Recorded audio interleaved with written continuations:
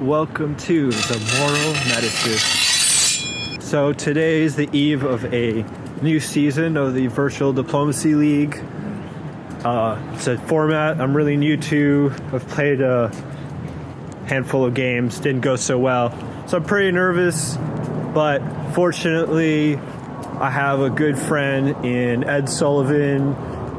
Since this is aimed at kind of new developed players, if you don't know him, he is kind of a living legend already. He's won in every format at every level. And for all his skullduggery, he tells it how it is a little more than most of the elites. So let's give him a call.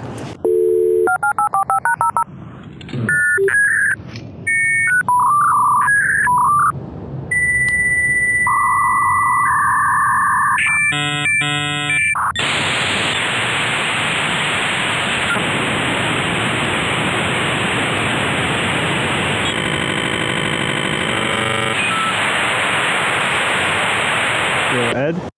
Okay, cool. I'm just going to throw on my jacket and then boom, let's start talking. I'm curious why you're not recording yourself while walking. I always enjoy those things. I am. don't know why I'm walking out the door right now.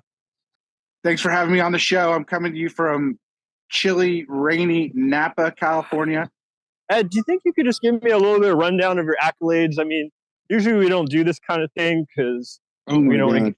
But I mean, the thing is, this, Moral Metacyst, unlike diplomats, it's really more oriented towards new and developing players like me, not in like a moralizing way, but in a way that's actually educational. A little disappointed, Cedric, if I have to be honest with you. I was only given the third best meta in diplomacy from you. The number one Metacyst guy, I think you put Brandon Fogel as number one. This is his scoring system. So, yep. And he encourages this sort of like carnivorous behavior. And I sort of like to go in a different direction. And accolades, the only thing I'll say is this, which is I got into the virtual world from Nexus, and I noticed that my stunning ability to bond with people immediately was great in the virtual world, so long as they didn't have to see my face. I've won one tournament virtually, Cascadia, and I've been second in a whole slew of tournaments. Half a dozen. You won Cascadia virtually. I did.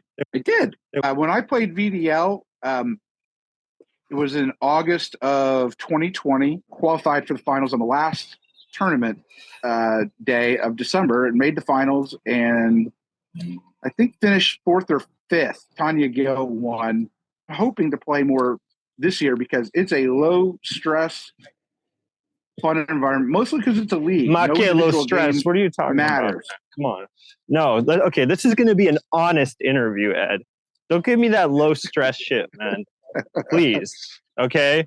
Like, look, man, this is, I might even cut a little bit that out. Lots of name dropping, this isn't, we're not metaing for ourselves here. We're metaing for the people.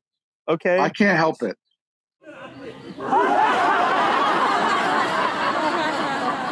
This is going on, by the way, because it's hilarious. So let's try again. I don't know the history of diplomacy at large, but I don't think people realize, for instance, how much Nexus changed over the years and what an innovator you are, because I remember watching your season 2 games and you actually had propaganda games. Like, I think you had like a near 17-17 as an ostrich turkey.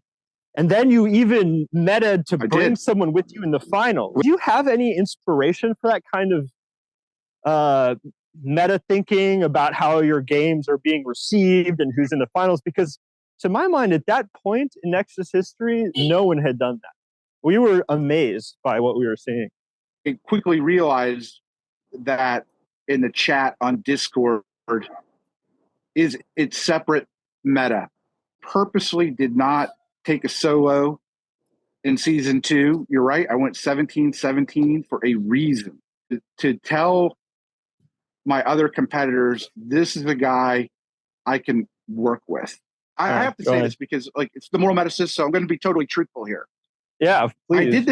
I did the same thing in virtual.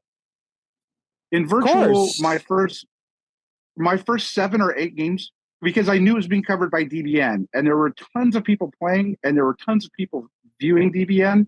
So I knew that if people were watching, they would see my behavior.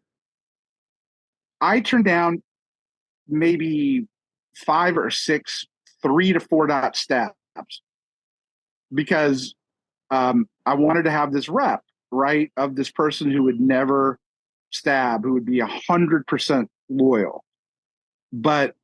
And what did that allow me to happen? It allowed me in Cascadia to have a 7 dot solo stab to win the tournament. Yeah, I was working it. I was working it. Yeah, I was working it. I was working it. Yeah, I was working it.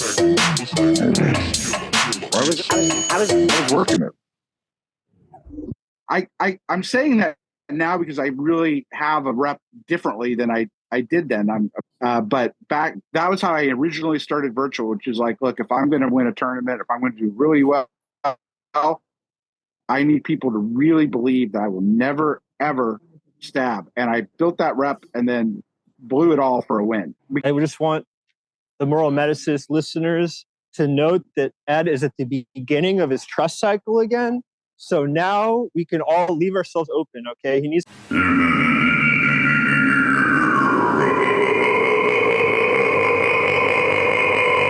First day, okay. Let's say you are a newer developing player. Let's say you're fresh from Nexus. You played little web dip, conspiracy ranked, what have you. And you want to try your hand at virtual. You walk in that door. It's a new season, a new day. What is the one thing that you think that most people miss when they're new? Diplomacy players, they want to win. It's a competitive group of people. And what they are looking for in allies is reliability. And a lot of newer players, when they join in, they are hesitant because they're scared because of sharks, because of, things like this. Those newer folks tend to be very distrusting of everybody, and paralysis in diplomacy. Like every time I failed in diplomacy, or 99% of the time, it's because I kept changing plans. So I spend my time talking to them, empathizing with them. Empathy is the greatest characteristic lacking in diplomacy players, and offering sort of board advice of tactics based on their situation, which sometimes works out and sometimes doesn't, but usually is appreciated. Ed, this is the Moral Metacyst, so we've got to spice it up a little bit, okay? Is it true that after something like 48 hours of playing virtual in the late night rounds, you cried? No. Okay, cried. That's a rumor. I'm sleeping usually.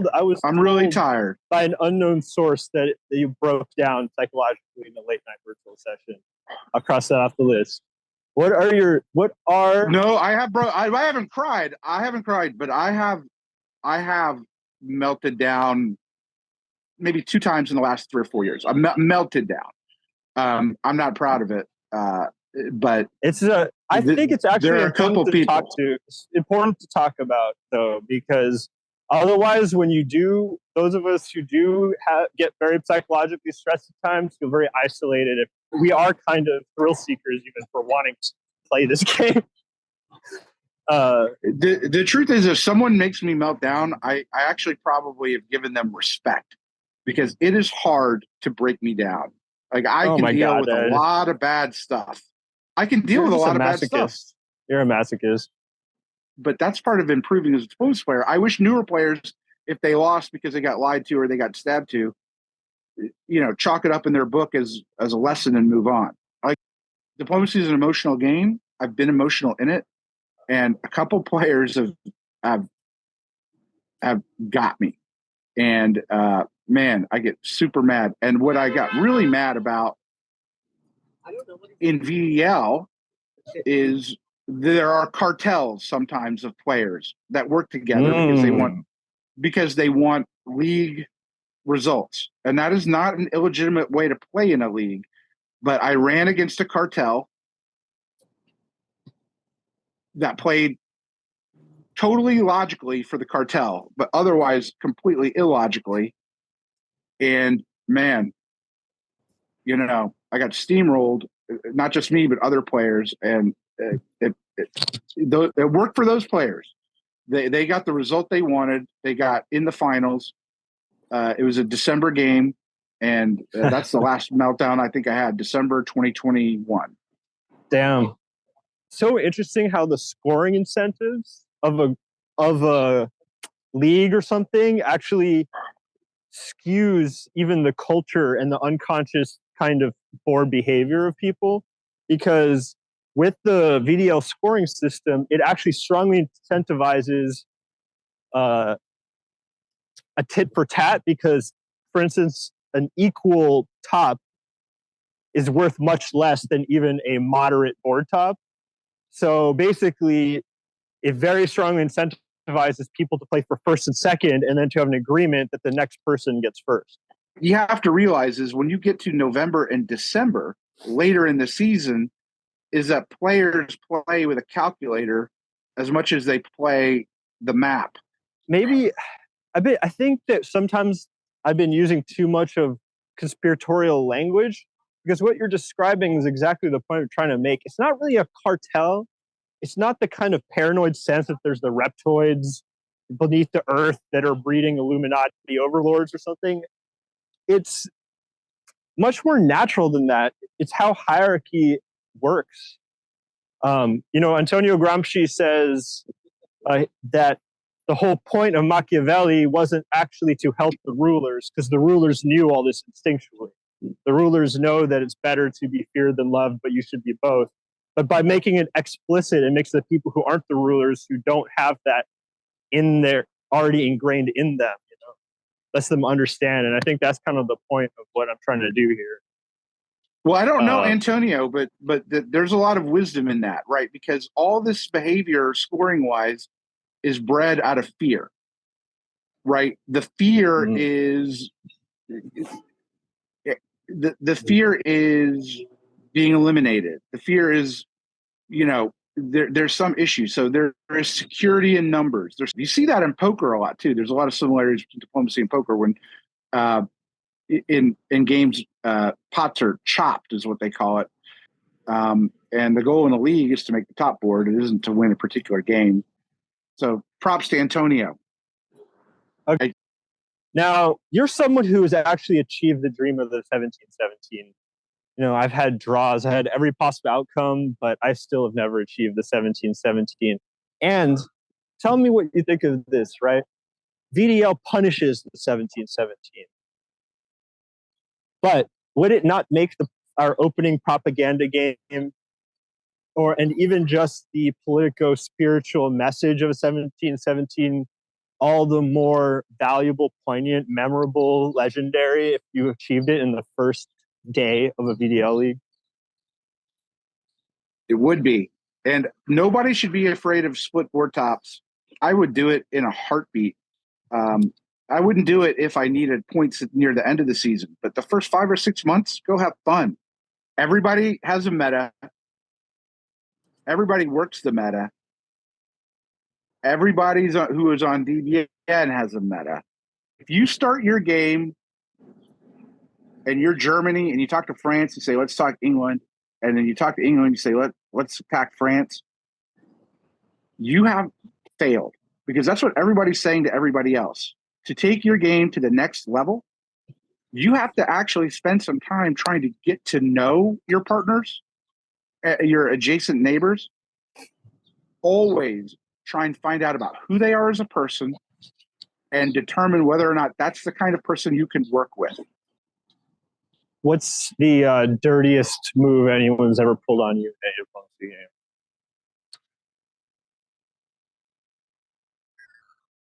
Yeah, man. Thanks for doing that. Yo, can I ask you though, before we get off, if you have just 2 seconds, did you tell me anything about that list of people I sent you? Well, it's starting to rain, so I better get inside. But I had fun. Ed had fun. Hope you had fun. And for everyone playing in VDL tomorrow, I'll see you there, and hope to see great things from us as a collective. Get me so high. I know you ain't a drug, but you